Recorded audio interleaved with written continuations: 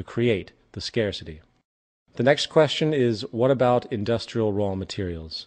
Can the Earth's supply of raw physical materials, such as wood, iron ore, aluminum, and such, support the needs of the world's population? Global mineral reserves are currently measured by commercial output production.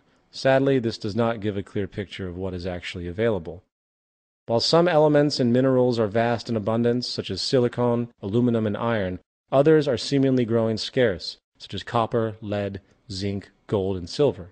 As far as we know, there has never been a complete geological survey of the Earth's minerals and elements, only regional ones. This must be done in the future for us to have an understanding of the dynamic equilibrium inherent. Regardless, there are basically three components to understanding the carrying capacity of the Earth. Knowing exactly what the Earth has as far as component elements and materials, where technology is in regard to creating synthetic substitutions for certain elements and materials, and how society organizes and manages its use of these resources. The first thing we need to do is have a full survey of all of the planetary resources. This will give us key information on how to proceed with our operations. For example, if we have an acre of land that we want to grow food with, the first thing would be to test the soil to understand what type of propensities it has. This information would have a direct relationship to what can be grown. This would illuminate the carrying capacity of the land, so to speak. In regard to scarce materials, finding substitutions is always an important pursuit. Many scarce industrial materials today now have synthetic counterparts, and the focus of scientific problem solving in this regard is very important. With this understood, we should realize that the scarcity of most raw materials are only as relevant as the amount of work being invested into finding a substitute or workaround. More important than substitutes and workarounds is the very nature of our usage of the planetary resources. Production output in the world today is staggering compared to the past. With the use of technology, we are able to produce more with far less people faster than any other time in history. However, due to the profit system, there are tons of manufacturers producing the same things as they compete for market share. As noted before, the world's people function within a monetary system that rewards scarcity, planned obsolescence, waste, pollution, and multiplicity. The true cause of scarcity on the planet has less to do with the available resources and more to do with our wasteful and exploitive modes of conduct. Virtually no regard is given to conservation or strategic use until it is too late.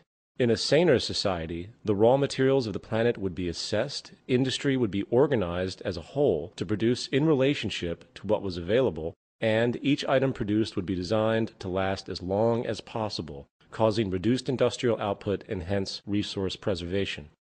Now, when it comes to food production and water preservation, the same monetary system problems of pollution, cost-cutting processes, and scarcity come into play.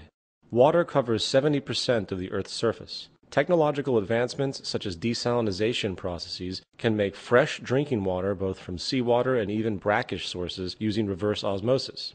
This is yet another example of how technology is just as much a part of resource management as resources themselves. The idea that usable water is scarce is true only in relationship to the limited methods we are currently using, coupled, of course, with the gross industrial pollution that goes on daily. Food production is also expanding within the technological spectrum, creating vast new methods of cultivation. For instance, the Earth's surface is indeed being abused, with its precious topsoil being corrupted by different agricultural methods. According to some reports, we are losing topsoil at a rate of 1% a year, while the National Academy of Sciences has determined that the cropland in the U.S. is being eroded at least 10 times faster than the time it takes for lost soil to be replaced. Fortunately, scientists have devised a new form of soilless agriculture called hydroponics. This powerful new medium leaves a sea of options for the human population, for not only in compensating for the damage we have caused, but also by expanding the possibility of when and where food can be grown. With hydroponic agriculture, we could theoretically grow food in the middle of the desert with proper irrigation or by tapping down to the water table. The bottom line is that food, air, and water are only as scarce as we decide they are. If we choose to become intelligent and strategic with our production and preservation methods, while taking full advantage of scientific inventions that maximize our production capabilities, reducing waste and inefficiency, we can provide for the planet's people many times over. The starving children of the world are not so because of a lack of available food. It is their lack of purchasing power, not scarcity, which causes the needless deaths of millions a year. The means for social evolution. In this section, we are going to consider more specifically what it is we actually want and need in this world. What do we value in life? While there are many broad opinions in this regard, most people would prefer that they have clean air and water, nutritious food, material abundance, fast, clean, and efficient transportation, irrelevant education, public health care, the end of war, an environment that enables us to constantly improve our abilities, human extensionality, reduced stress, and reduced crime. We would consider these necessities and aspirations our goals. With our basic goals denoted, we must then think about the methods to be used in order to accomplish those goals. Unequivocally, the scientific method is the most powerful tool we know. Observation, logic, and testing have long since trumped superstition, intuition, and metaphysics. In the words of Carl Pearson, there is no shortcut to truth, no way to gain knowledge of the universe except through the gateway of the scientific method. The intelligent use of the methods of science is what has brought us nearly everything that helps us in our daily lives. The application of science to social organization as a whole is the next step in our evolution.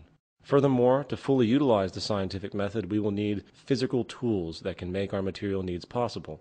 These material tools come in the form of technology. From a simple hammer to a high-tech, fully automated production plant, technological invention continues to ease production methods while also consistently making what was once deemed impossible, possible. The history of technology has shown tremendous accelerating development. Coupled with the scientific method of thought, the technological tools currently at our disposal have the ability to dramatically change humanity in ways most would find too fantastic to be true. For instance, if you showed a cell phone to a man from the 12th century, he would probably be shocked beyond comprehension at the magical instrument. Science and technology has continued to defy prior assumptions of possibility and will continue to do so. It can safely be assumed that whatever the future holds, from a technological standpoint, it will likely seem impossible and ridiculous from the standpoint of today's understandings and methods. Now, coming back to our larger point, the three attributes of personal and social evolution are thus our goals, the method of thought, and the tools to get it done. We define our goals based on what we value. We utilize the scientific method to solve problems and create hypotheses, and we harness technology to make the goal a reality. Part 3. A resource-based economy. In this section, we are going to address the Venus Project and its advocation of a new social system called a resource-based economy. We will describe its basis in regard to industry and labor, specifically discussing the role of technology and automation, while isolating the 5 most important steps to achieving the most efficient and effective production methods possible. Then we will address the role of so-called government in this new system, explaining the arcane nature of the institution as it exists today, and how, through the use of advanced decision-making methods, we will be able to remove the dangerous subjectivity and self-interest currently at work, and rather, we will arrive at decisions based on the scientific method with the use of computer technology. A resource-based economy utilizes existing resources rather than commerce. All goods and services are available without the use of currency, credit, barter, or any other form of debt or servitude. The aim of this new social design is to free humanity from the repetitive, mundane, and arbitrary occupational roles which hold no true relevance to social development, while encouraging a new incentive system that is focused on self-fulfillment, education, social awareness, and creativity, as opposed to the shallow and self-centered goals of wealth, property, and power which are dominant today. The Venus Project recognizes that the Earth is abundant with resources, and that our outdated methods of rationing resources through monetary control are no longer relevant. In fact, they are very counterproductive to our survival. The monetary system was created thousands of years ago during periods of great scarcity. Its initial purpose was as a method of distributing goods and services based on labor contributions. It is not at all related to our true capacity to produce goods and services on this planet. The bottom line is that physical survival and quality of life is based solely on our use, management, and preservation of the Earth's resources. Now, with our ever-growing scientific ingenuity to utilize those resources in the most humane, technologically constructive, and strategic ways, the tradition of labor for money and money for resources now has no legitimate basis. Industry and labor.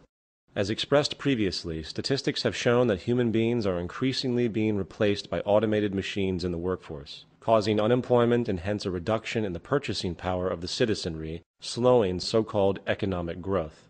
Consequently, we are now seeing a deliberate stifling and withholding of technological development for the sake of keeping people employed.